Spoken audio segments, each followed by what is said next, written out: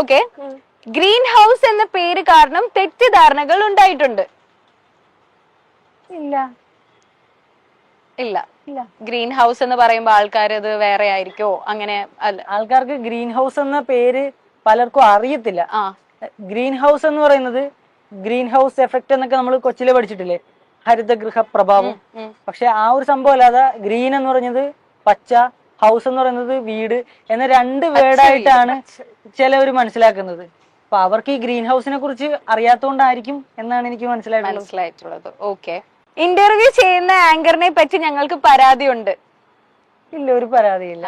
കണ്ട പാവങ്ങള്. സി ഇത് കഴിഞ്ഞിട്ട് വീഡിയോ ഇല്ല, ഞങ്ങൾക്ക് എന്തെങ്കിലും ബുദ്ധിമുട്ടുണ്ടെങ്കിൽ ഞങ്ങൾ ആദ്യം അത് എലിവേറ്റ് ചെയ്യാൻ ശ്രമിക്കത്തില്ല. ആദ്യം അത് സംസാരിച്ച് ക്ലാരിഫൈ ചെയ്ത് ഒരു സൊല്യൂഷൻ ഉണ്ടാക്കാനേ ശ്രമിക്കുള്ളൂ.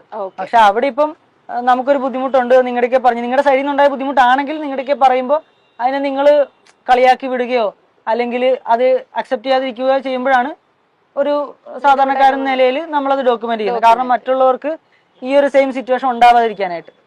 അല്ല, നമ്മളായിട്ട് പ്രശ്നങ്ങൾ എലിവേറ്റ് ചെയ്യാറില്ല. പ്രശ്നങ്ങൾ എലിവേറ്റ് ചെയ്യുന്ന ആൾക്കാരുള്ളടത്ത് നമ്മൾ മിണ്ടായിരിക്കത്തുമില്ല. മനസ്സിലായി. സോ നമ്മളുടെ മനസ്സറിഞ്ഞ സെഗ്മെന്റ് കഴിഞ്ഞു, ഇനി നേരിയിരുന്നു. ഇനി ആ വിസിൽ കൊടുത്തു. ഓക്കെ, നമ്മൾ ഊതിയല്ലേ തുടച്ചിട്ട് കൊടുക്കാം.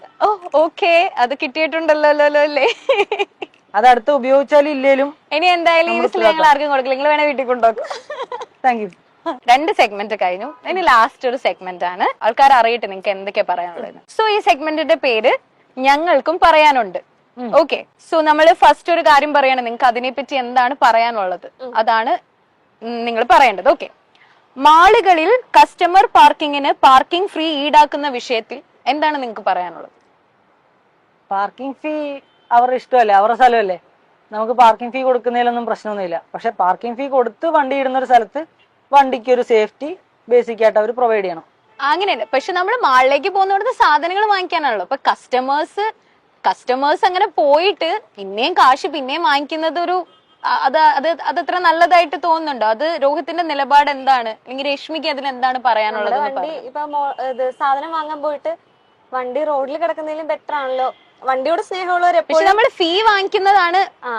നമ്മുടെ വണ്ടി ഇപ്പൊ ലക്ഷങ്ങൾ കൊടുത്ത് വാങ്ങുന്നതാണല്ലോ. അപ്പൊ അവിടെ ഒരു 30 രൂപ 20 രൂപ 50 രൂപ എന്ന് പറയുന്നത് വണ്ടിയെ സ്നേഹിക്കുന്നവർക്ക് അതൊന്നും ആയിരിക്കില്ല എന്നാണ് എനിക്ക് തോന്നുന്നത്. അങ്ങനെയാണ് രണ്ടുപേർക്കും തോന്നുന്നത്. അതില് വലിയ ഇപ്പോ നമ്മള് മലയാളികളാണ്, നമ്മള് ഒരു മാളിൽ പോകുമ്പോ സാധനം വാങ്ങിക്കാൻ മാത്രമായിട്ട് പോവാം.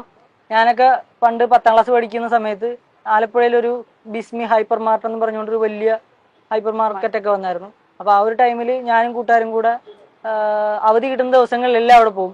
കുറച്ച് എ സിയും കൊള്ളാം, കുറെ സാധനങ്ങളും കാണാം, പറ്റുവാണെങ്കിൽ കുറച്ച് മറ്റേ ഐസ്ക്രീമിന്റെ മിക്സ് ഉണ്ടല്ലോ, അതായിരുന്നു ഞങ്ങൾ ആകെ മേടിച്ചുകൊണ്ടിരുന്നത്. അല്ലാതെ ഞങ്ങള് ഒന്ന് എക്സ്പ്ലോർ ചെയ്യാൻ പോകുന്നതായിരുന്നു. അപ്പൊ അങ്ങനെ എക്സ്പ്ലോർ ചെയ്യാൻ പോകുന്നവർക്ക് പാർക്കിംഗ് ഫീ കൊടുക്കുന്ന കൊണ്ട് കുഴപ്പങ്ങളും ഉണ്ടാവില്ല. അല്ലെങ്കിൽ അവർക്ക് മേടിച്ചില്ലെങ്കിൽ ഇവർക്കാണല്ലോ അത്രയും പാർക്കിംഗ് സ്പേസ് പോണത്. So next one, free left അനുവദനീയമായ സിഗ്നൽ ജംഗ്ഷനുകളിൽ വണ്ടികൾ പാർക്ക് ചെയ്യുന്നത് കാണുമ്പോൾ. വണ്ടി റോഡെ പാർക്ക് ചെയ്യുന്നത് കാണുമ്പോൾ നമുക്ക് ദേഷ്യം വരാറുണ്ട്. കാരണം ബാക്കിയുള്ളവർക്കും കൂടെ യാത്ര ചെയ്യാനായിട്ട് അവകാശമുള്ള റോഡുകളാണ് ഇവന്മാര് ബ്ലോക്ക് ആക്കുന്നത്. ഇതുകൊണ്ട് ചിലപ്പോ അടുത്തൊരു അപകടം വരുന്ന ഒരു തട്ടലോ മുട്ടലോ കിട്ടുന്നത് പുറകെ വരുന്നവർക്കിട്ടായിരിക്കും. അപ്പൊ ഇതിനൊക്കെ പ്രോപ്പർ ആയിട്ടുള്ള ഒരു നിയമ നടപടിയൊക്കെ ഉണ്ടെങ്കിൽ, അതായത് ഈക്വലായിട്ട്, അല്ലാതെ സാധാരണക്കാരൻ്റെ നിയമ നടപടി ഉണ്ട്, പൈസ ഉള്ളവർക്കേലും പൊളിറ്റിക്കൽ ബാക്കപ്പ് ഉള്ളവർക്കേലും നിയമ നടപടി ഇല്ല എന്നുള്ള ഇന്നത്തെ ഈ ഒരു സിസ്റ്റം പോരാ. എല്ലാവർക്കും ഈക്വൽ ആയിട്ടുള്ള പണിഷ്മെന്റ് കിട്ടണം, എല്ലാവർക്കും ഈക്വൽ ആയിട്ടുള്ള നിയമം ഇവിടെ ഉണ്ടാവണം. ചില പ്രമുഖരുടെ വാഹനങ്ങളിൽ കർട്ടനും കൂളിങ്ങും ഫിറ്റ് ചെയ്യുന്ന വിഷയത്തിൽ അത് ബേസിക്കലി പൊളിറ്റീഷ്യൻസിന്റെ കാര്യത്തിൽ മാത്രമേ സാധാരണക്കാർക്ക് മെയിനായിട്ടും പ്രതികരിക്കാൻ ഉണ്ടാവുള്ളൂ. എനിക്കും അത്രേ ഉള്ളൂ. അതായത് നമ്മളാണ് ഇവർക്ക് ശമ്പളം കൊടുക്കുന്നത്, നമ്മളാണ് ടാക്സ് കൊടുത്ത് നമ്മുടെ ഗവൺമെന്റ്സിനെ തീറ്റിപ്പോറ്റുന്നത്. ഓഫ് കോഴ്സ് അവർ ചെയ്യാനുള്ള പരിപാടികൾ, ചെയ്യാനുള്ള ഡ്യൂട്ടീസ് അവർ ചെയ്യുന്നുണ്ടെങ്കിൽ നമ്മൾ 100% റെസ്പെക്ട് ചെയ്യാം, പാർട്ടി ഭേദമന്യേ. എനിക്കൊരു പാർട്ടിയും പൊളിറ്റിക്സും ഇല്ലാത്തൊരു മനുഷ്യനാണ്.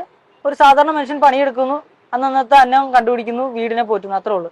അപ്പൊ നമ്മൾ ഈ ഓരോ കാര്യത്തിനും കൊടുക്കുന്ന ടാക്സ് കൊണ്ട് നമ്മുടെ തലയ്ക്ക് മേളിൽ രാജാവ് കളിക്കുന്ന ആൾക്കാരെ കാണുമ്പോഴത്തേക്കും, പൊളിറ്റീഷ്യൻസിനെ കാണുമ്പോഴത്തേക്കും ഈ നാട്ടിൽ ജീവിക്കാനായിട്ട് പലപ്പോഴും ഒരു ബുദ്ധിമുട്ടാണ് തോന്നുന്നത്. മനസ്സിലായി.